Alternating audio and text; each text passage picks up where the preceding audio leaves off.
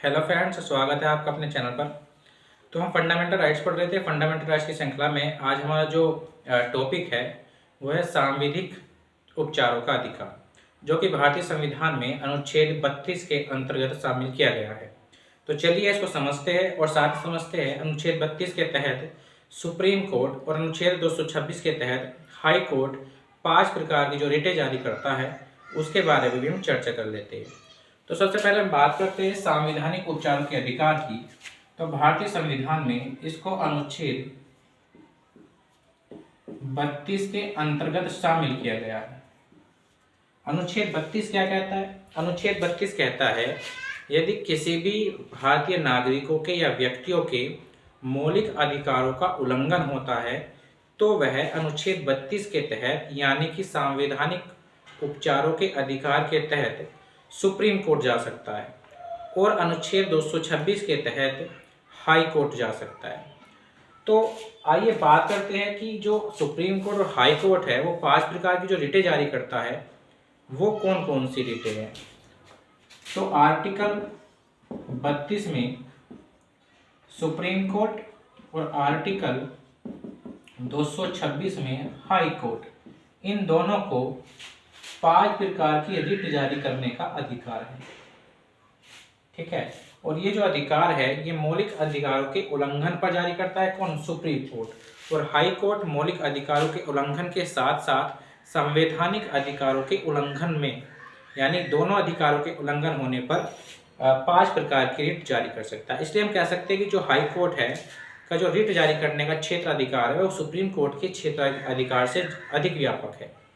तो बात कर लेते हैं रिट कौन कौन सी है। तो सबसे पहले जो रिट है वो है बंदी प्रत्यक्षीकरण,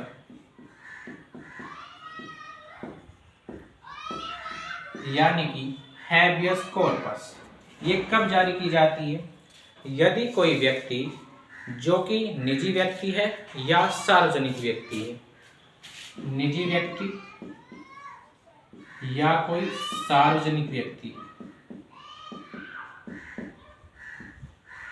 यदि किसी व्यक्ति को गैर कानूनी तरीके से या अवैध तरीके से गिरफ्तार कर लेता है तो सुप्रीम कोर्ट को यह अधिकार है कि वह अनुच्छेद 32 के तहत बंदी प्रत्यक्षीकरण रिट जारी करे और उस व्यक्ति को न्यायालय के सामने प्रस्तुत करे।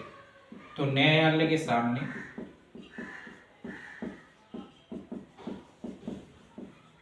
सशरीर प्रस्तुत करना।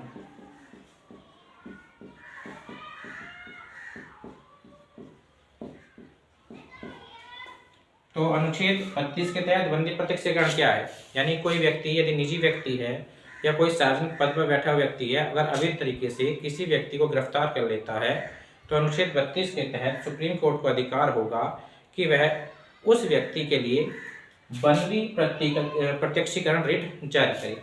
आइए समझ लेते हैं दूसरी रिट कौन सी है। दूसरी रिट है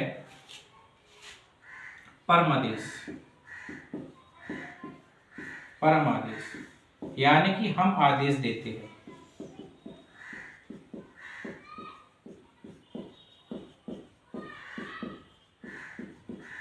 परम आदेश कब जारी की जाती है? यदि कोई व्यक्ति जो कि सार्वजनिक पद पर है वह अपने जो कर्तव्यों का निर्वहन है वो सही तरीके से नहीं करता या अपने कामों को उचित तरीके से नहीं करता, तब सुप्रीम कोर्ट और हाई कोर्ट को अधिकार है कि वे परम आदेश रिट जारी कर सकते हैं। तो आइए समझ लेते हैं तीसरी रिट कौन सी है। प्रतिषेध। तो प्रतिषेध रिट में रिट कब जारी की जाएगी? यदि सुप्रीम कोर्ट यदि अधीनस्थ न्यायालय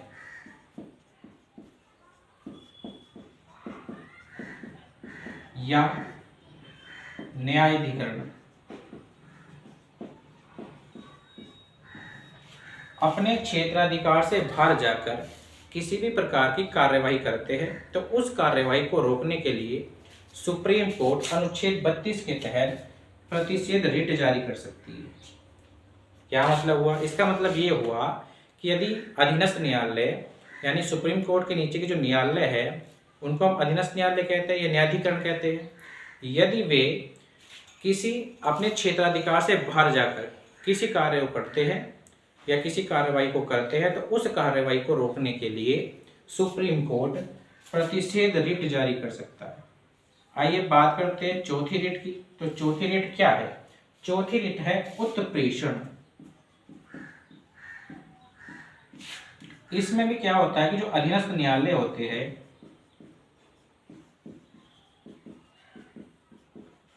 या न्यायाधिकरण होते हैं,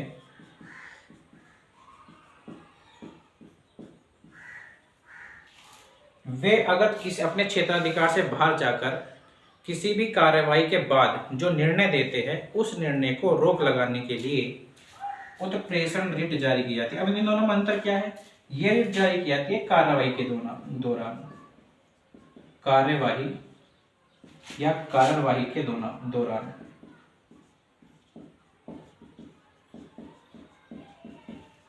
और उत्प्रेषण जो रिट जारी की जाती है वो निर्णय देने के बाद।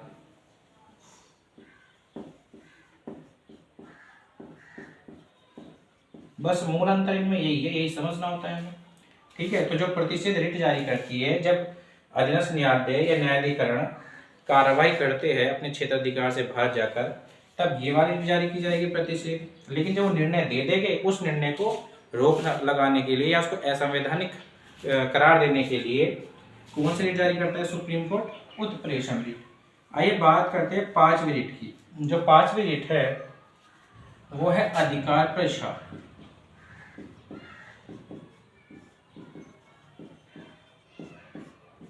अधिकार प्रसार में क्या होता है?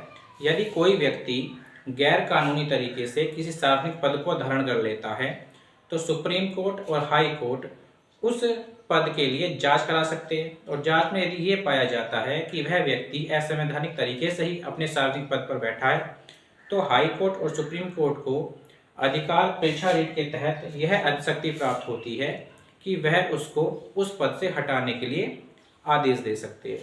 तो इस तरीके से हमने 5 रिट के बारे में बात कर ली। देखिए, जो भारतीय संविधान का अनुच्छेद 32 है, इसको जो हमारे डॉक्टर भीमराव अंबेडकर जी थे उन्होंने इसको संविधान की आत्मा कहा।